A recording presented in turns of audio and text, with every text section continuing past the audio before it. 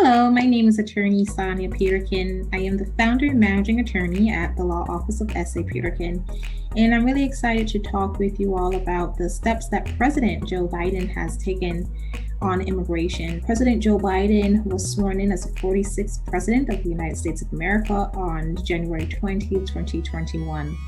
And just on his first day of presidency, he issued a number of executive orders. And for the purpose of this video, I'm just going to focus on the executive orders that are related to immigration.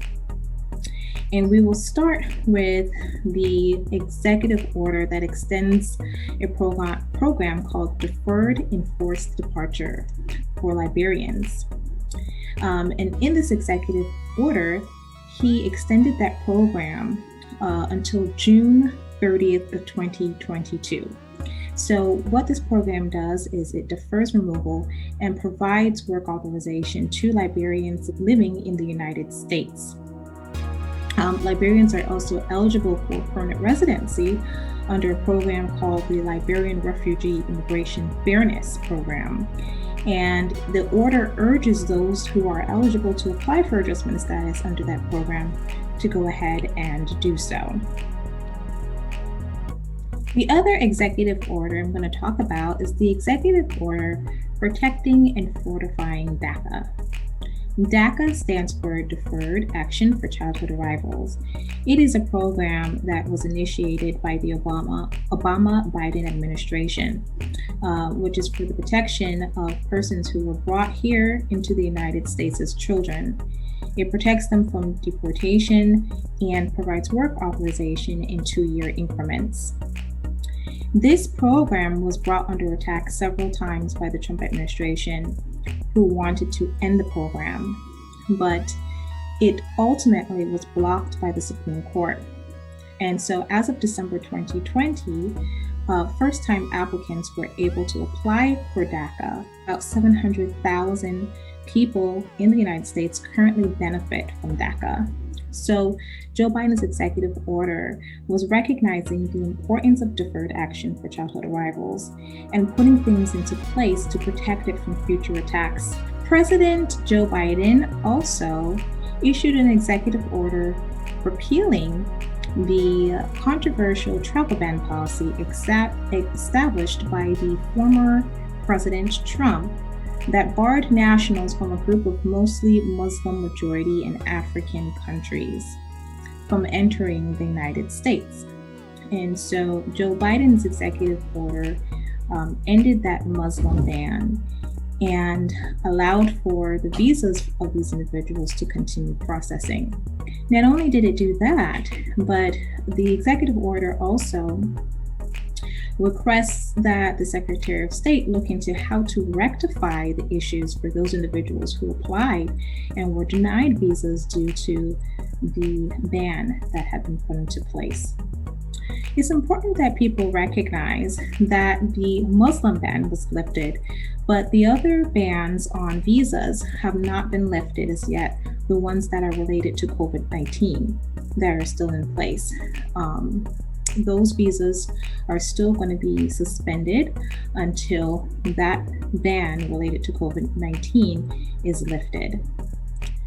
President Joe Biden also placed a 100-day moratorium on deportation, meaning that he has paused deportations in the United States, and he has also requested the Department of Homeland Security review their deportation priorities. So during that 100-day period, which began January 22nd, 2021, people will not be removed from the United States unless, there are for national security reasons or public safety reasons. And lastly, we're going to talk about that amazing immigration bill that was sent off to Congress for their review and their approval. So it's really important that people realize that this bill is just a bill at this moment. It is not law, and it probably is not something that's going to happen immediately. But it is a great starting point for Congress to take a look at, review. Most likely there'll be some kind of modifications, and hopefully it will become law. But in this bill, President Joe Biden would like immigrants in the United States to be able to apply for some type of temporary legal status. And after having about 5 years in that status, they will qualify for permanent resident status, meaning that they would be eligible for a green card. And then after 3 years, they would be able to apply for naturalization, which is pretty significant given that the normal timing on that is that permanent residents who have been in that status for 5 years can apply for naturalization, and 3 years only if they've been married to a U.S. citizen and living with that U.S. citizen. The immigration bill also calls for DACA recipients and beneficiaries of temporary protected status and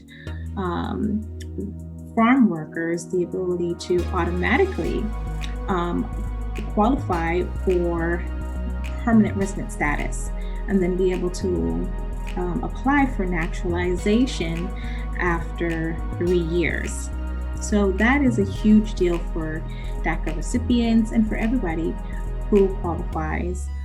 This will enable people who are living in the shadows to come out and not fear deportation and know that they have actual avenues to obtaining lawful status in the United States.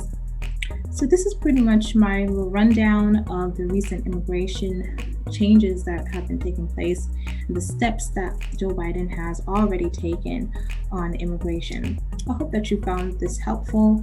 If you would like to contact me, my phone number is 321-325-1125. And the website is www.helpnowlaw.com.